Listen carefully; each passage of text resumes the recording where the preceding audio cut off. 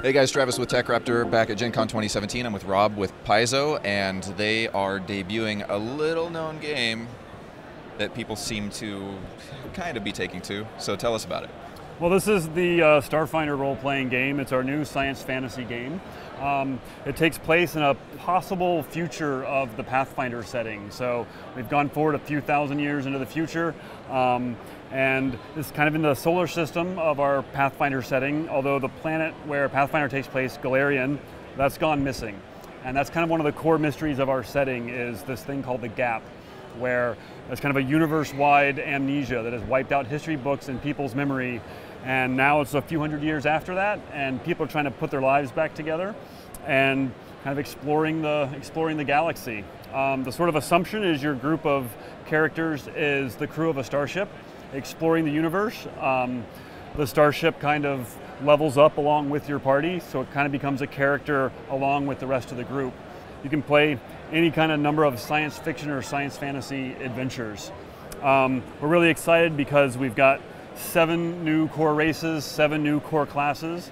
The game itself is built on the rules for the Pathfinder engine, but we've streamlined and simplified some things and also added in the sort of things you need for a science fantasy game, because you need your laser guns, your plasma cannons, your cryo pistols, you need starships and all the rules for that. Yeah, so it's great. We thought we had brought enough to cover the whole show this weekend, but we sold out in about 6.5 hours on Thursday, the first day of the show.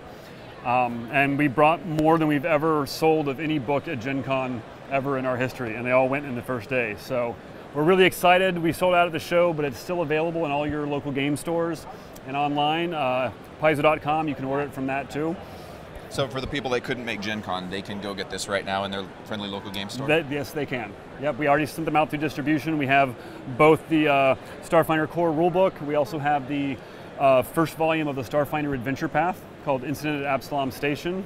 That's the first adventure in a linked campaign of 6 adventures that'll take you up to about 12th or 13th level.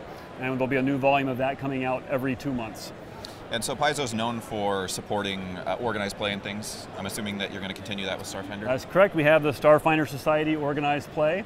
That's a way to play in game stores and conventions. Every month we'll have new scenarios that you can be downloaded and play. So if you don't have a home group, you can go to a game store or a convention and play in Starfinder wherever you can go, wherever you can find people.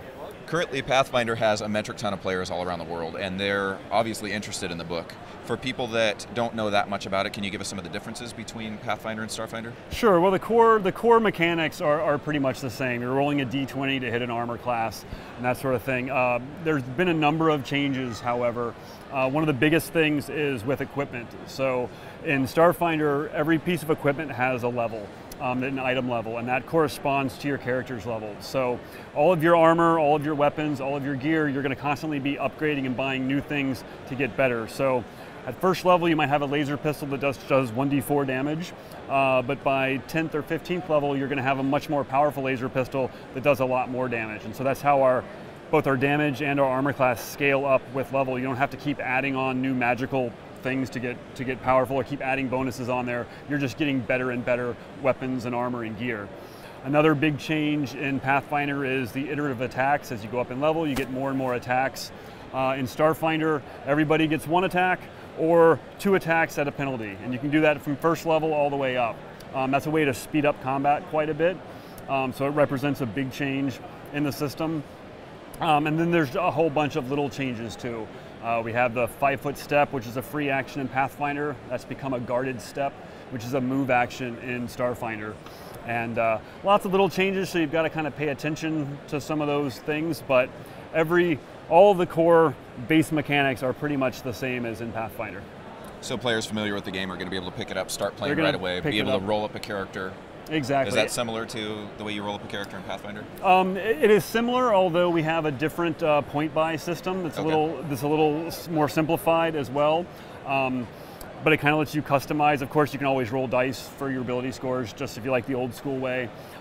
We've also tried really hard to make it accessible for new players. So even if they haven't played Pathfinder, we've got a good introductory section that leads you in and kind of shows you how to make up your character. All of our character classes have some sample builds of different themes that you can build on. So if you want some assistance on that, they kind of show you some of the choices that you can make for your character. And so for people that might have been on the fence about Pathfinder but maybe weren't into the fantasy theme, this will be like the perfect place to jump in. That's true, yeah. And if you, especially if you like your science fiction, although since it's science fantasy, you're still going to have dragons and orcs and all that kind of stuff. We still have spells. It's just we also have lasers and power armor and robots. So obviously the core rulebook is flying off the shelves. Can you give us a little tour through here so that people who haven't been able to get their hands on it can see what's inside the book? Sure thing. Well, we start off with character creation and your races and classes. I can show you a little bit of that. Let's see, before we get into that. Here's one of the new races. These are the Lashuntas.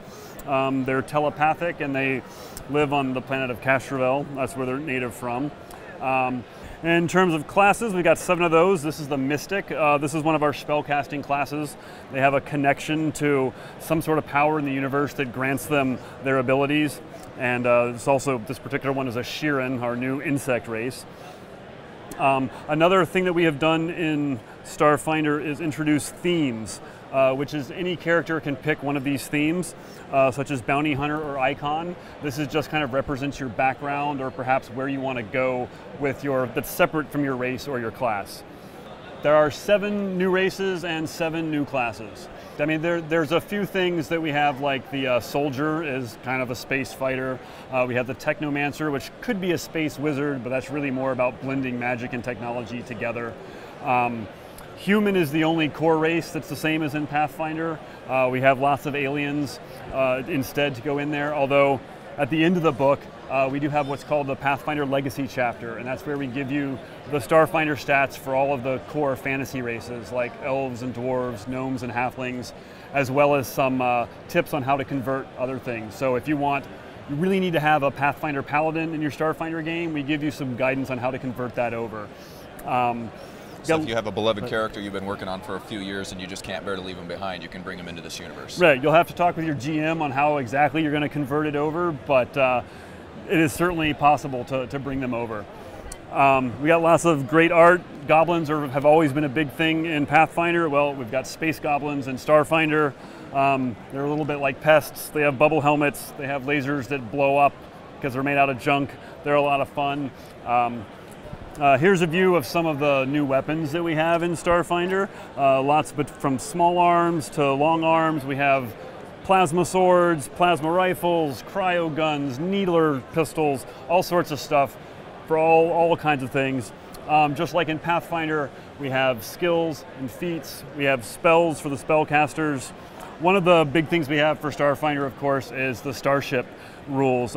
We have both the rules to create your own starships. We also have some sample ones. These are the Eoxian ships. This is the planet of the undead in our setting, and this just gives you some examples of that. The core rulebook also includes an entire setting chapter. So the core setting of Starfinder, which is the Pact worlds, gets a full write-up, gives you everything you need to set your game there. And then, as I said, we have the Pathfinder Legacy section about how to bring things over from Pathfinder into Starfinder. And so with this ship section, are we going to be able to blast other ships out of the sky or out of the stars? Yes, there is a complete starship combat system. Every time a character gets on a ship, you choose a role, whether it's captain, pilot, gunner, engineer, or science officer. And once you get into starship combat, everybody has a list of actions they can do. So nobody has to sit on their hands while you're flying around in space. Everybody has something to do, whether it's repairing the ship, balancing the shields, scanning the enemy vessel, or just giving out commands to everybody. It kind of gives everybody, regardless of what race or class, something to do on the starship. Pathfinder's obviously an extremely well-supported game. You guys have been putting out content forever. Can we expect that same kind of support here? Definitely. We're starting out a little slow. Obviously, Pathfinder has years of product behind it, but we've got the Adventure Path going along with the core rulebook. That's coming out every 2 months. And the Adventure Path has both adventures as well as articles that expand the setting, provide new options for players and GMs, produce new monsters and aliens to fight. Also new starships and new worlds. That's all in every volume of the Adventure Path. In October, we've got Alien Archive.